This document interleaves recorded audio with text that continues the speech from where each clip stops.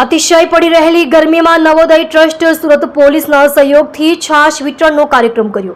નવોદય ટ્રસ્ટના કિન્નરો ઉપસ્થિત રહીને છાશની વહેંચણી કરી 500 થી વધારે છાશના ગ્લાસો વિતરણ કરાયા। સમાજ સેવિકા હેતલબેન નાયક પણ ઉપસ્થિત રહ્યા।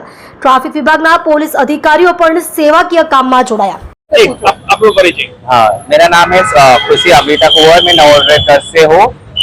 हम जैसे आपने जैसे पूछा कि हाँ लोगों के प्रति हमारा मतलब व्यवहार का मतलब गलत है। लोगों को ये लोगों के लिए हमारे एक ही संदेश देना चाहिए कि हम भी इंसान है, हमारा भी मतलब हम भी लोगों के लिए कुछ कर सकते हैं। हमारा मतलब हमको भी लोगों ने समझने को होना और हर चीज में हम भी आगे है और कोई भी बात में मतलब हम हर चीज में आगे रहेंगे और हम लोगों की सेवा करते रहेंगे। लोग कुछ भी समझे लेकिन हम लोगों के लिए हम लोग सेवा करते ही रहेंगे। और गर्मी में आज किस तरह का आयोजन किया गया? हमने गर्मी में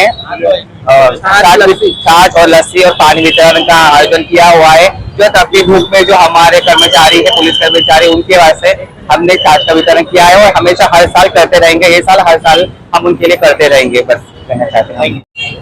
नमस्कार, हूँ હેતલ નાયક, સમાજ સેવિકા। આજે નવોદય ટ્રસ્ટનો સહયોગ અને એસીપી ટંડેલ સરના સહયોગથી આટલી અસહ્ય ગરમીમાં એક અમીના ઉદ્ધાર રૂપી છાશનું વિતરણ કરવાનો કાર્યક્રમ છે।